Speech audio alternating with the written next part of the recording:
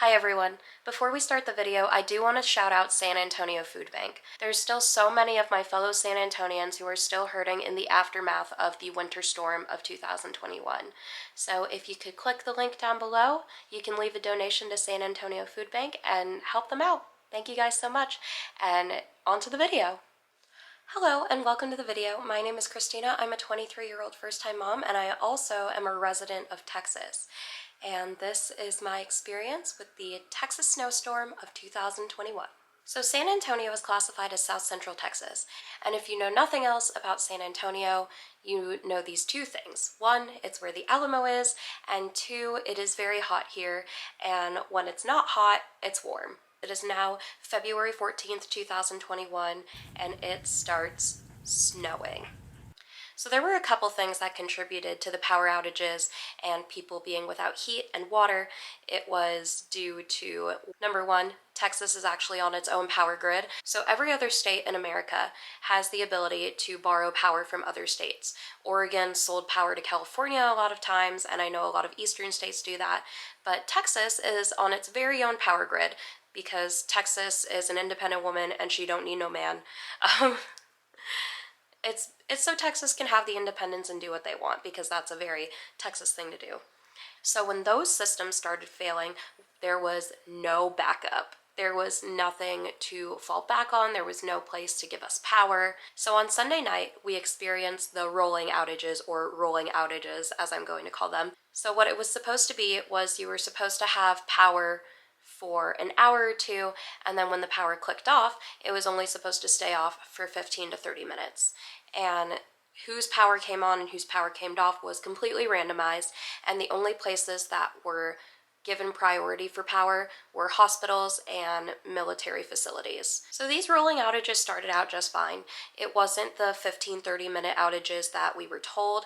Instead, it was an hour on and an hour off, and then it turned into 2 hours on, 2 hours off, and then it went to like an hour on and 2 hours off, and that was pretty much like Sunday night into Monday morning.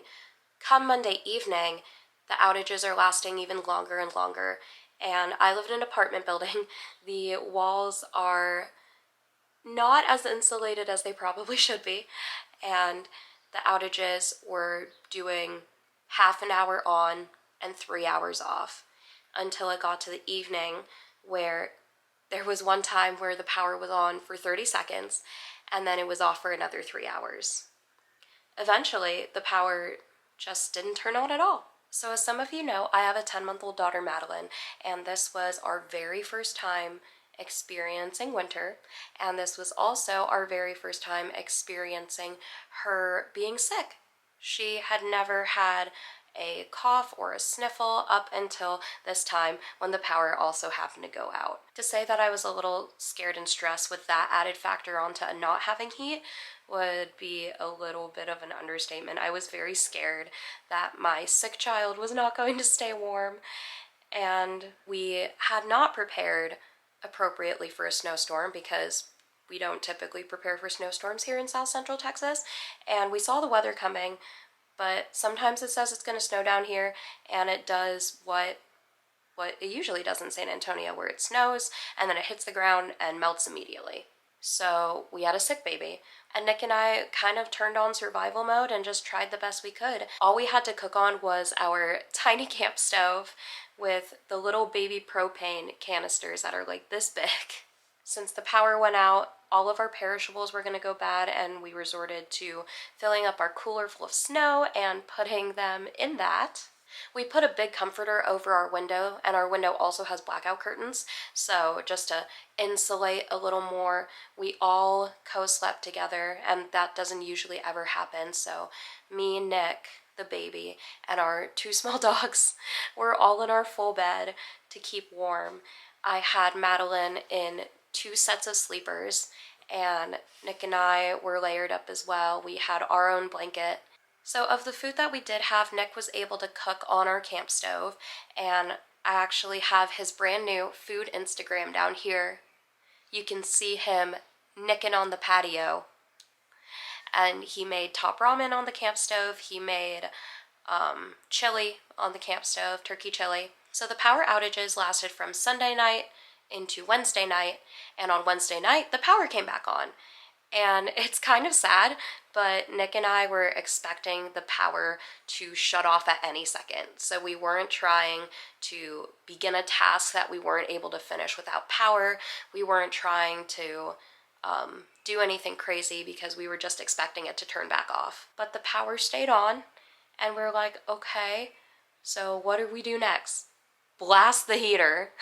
So on Monday night, when the power was out completely and it was really, really cold, our apartment went from 75 degrees all the way down to 60 overnight.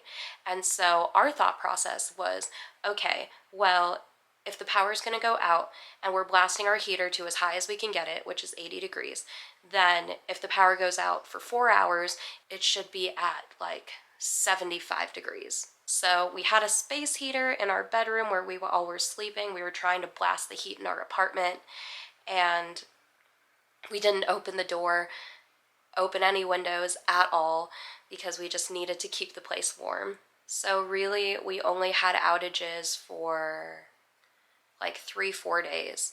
But considering that we weren't prepared at all or ready, is a learning curve on our part as parents, and also just an experience to be had. I'm sorry if this video is all over the place. It's still kind of like, everything's still kind of fresh, and I'm still kind of reeling. Like, I lived through a historical event, and I wasn't prepared for it. I feel so silly that I wasn't prepared for it, and especially as a parent now, like even Nick said it too, if it was just me and him and the dogs, the power being out, boo-hoo. But since we have our baby and she wasn't feeling good, it was that much more important that we should have been prepared.